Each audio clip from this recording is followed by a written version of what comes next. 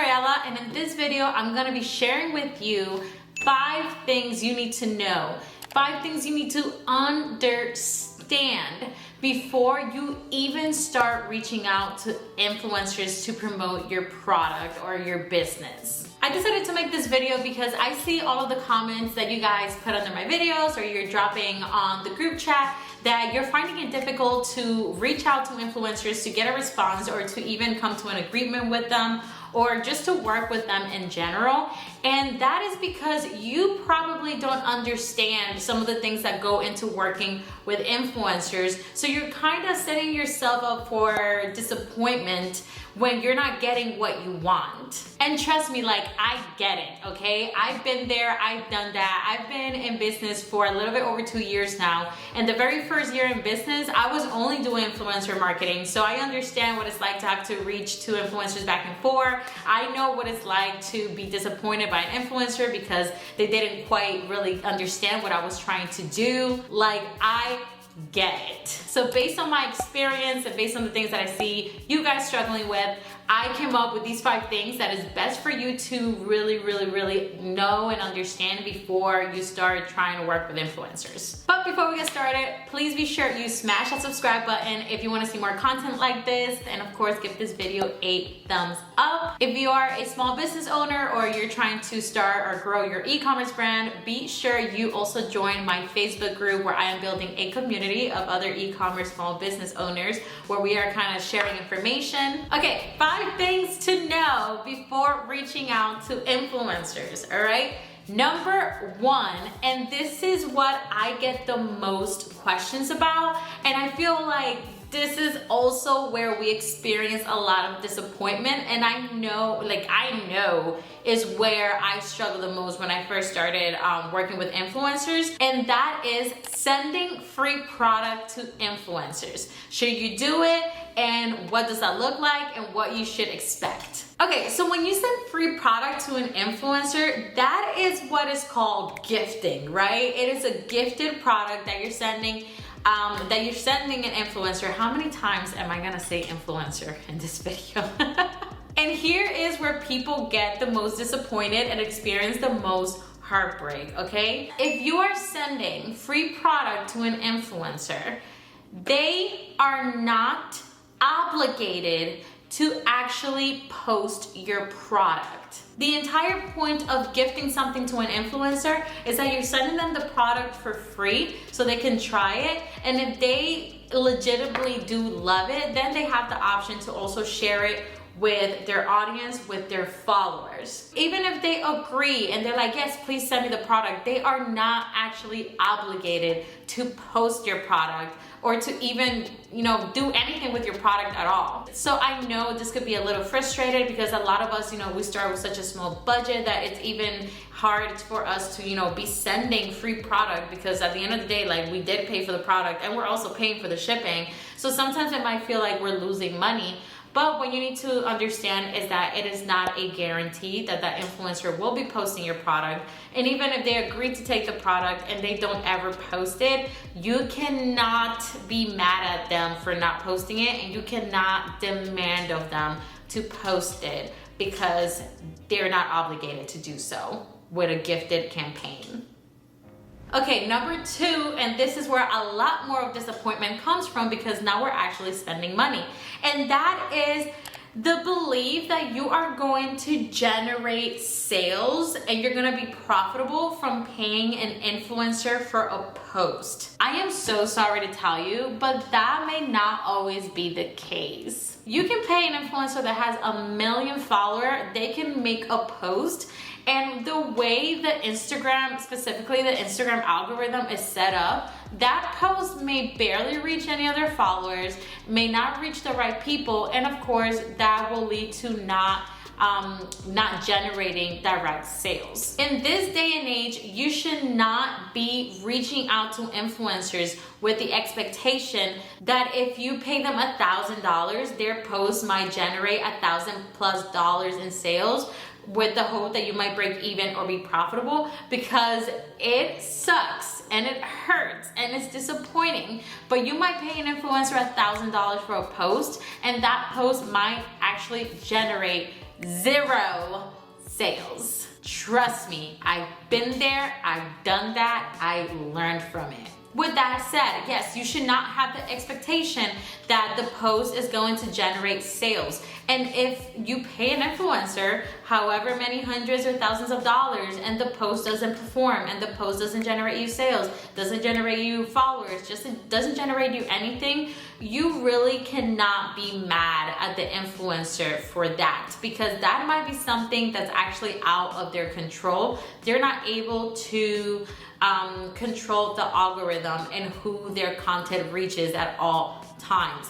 And to be honest, and this is something that you should be doing more research on, you also got to make sure that when you are paying an influencer to promote your product, their audience actually makes sense, you know? Like, don't go promoting like a kitchen product on like a sports influencer.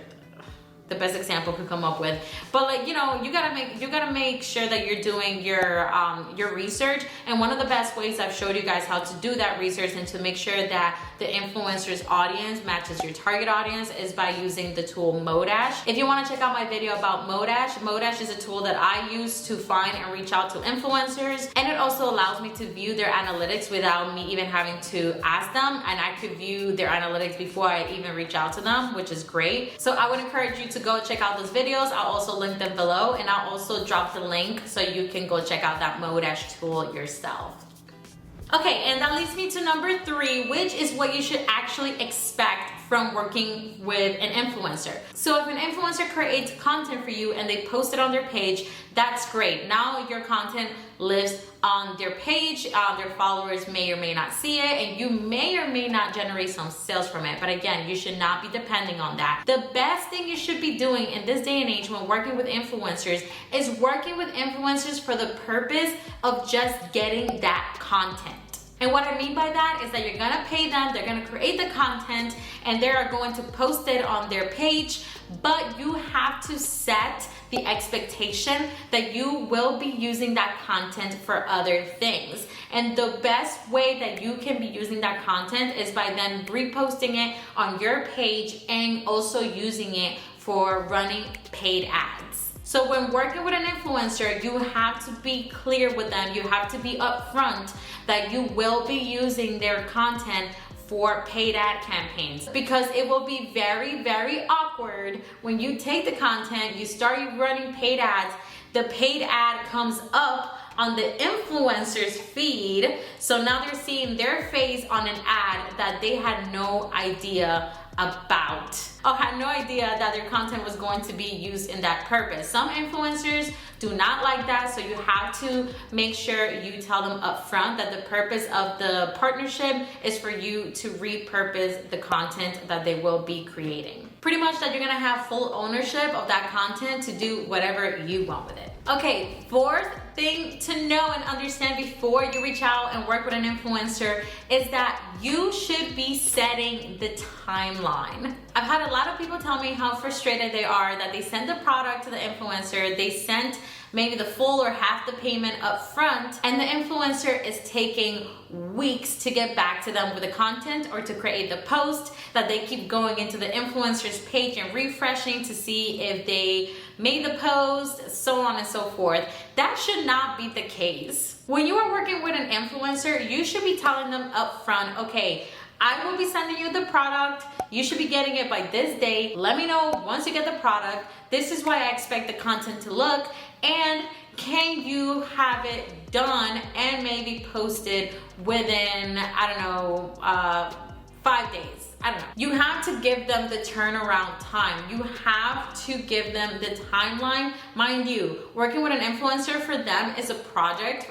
For them, potentially, is even their job. So they should have timelines that they have to meet. If you do not tell an influencer by when you expect that content back, they are going to think, okay, that they are able to just do it whenever they want, whenever they have the time, and they're going to throw it at the bottom of their barrel of their things to do.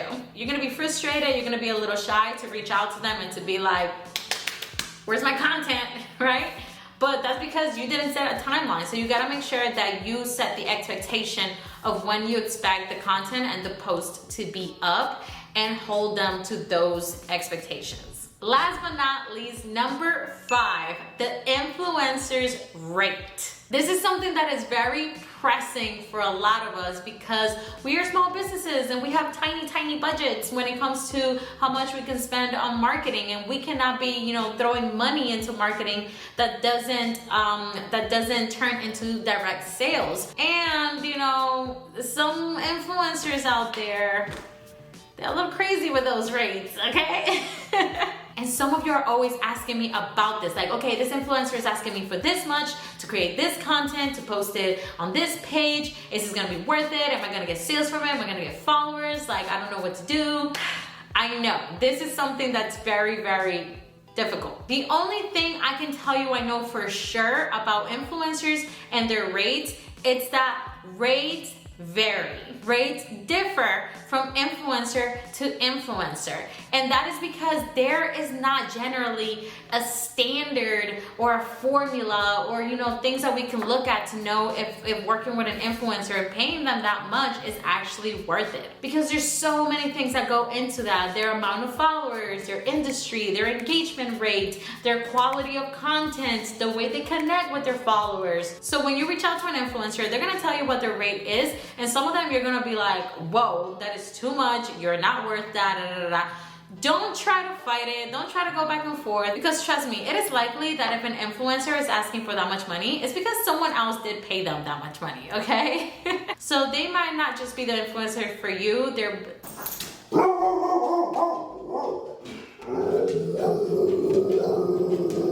Go back to your bed. Go. Come on. Okay, you wanna say hi? Come here. Say hi. Sorry guys, I woke up from a bad dream. Okay, go back. Like I was saying, influencers can pretty much set their own rate on a lot of different variables. So if an influencer comes back to you and you're not able to meet their rate, you can try negotiating, or you can just, walk away and accept that that influencer is not within your budget, and that is okay. Like I said, if there's really not a standard, there might be an influencer out there who has 100,000 followers who wants to be paid $5,000, and there might be another influencer who has 100,000 followers as well, and it's okay with $500. Like, it really just has to do with the person, because at the end of the day, please remember that influencers are people.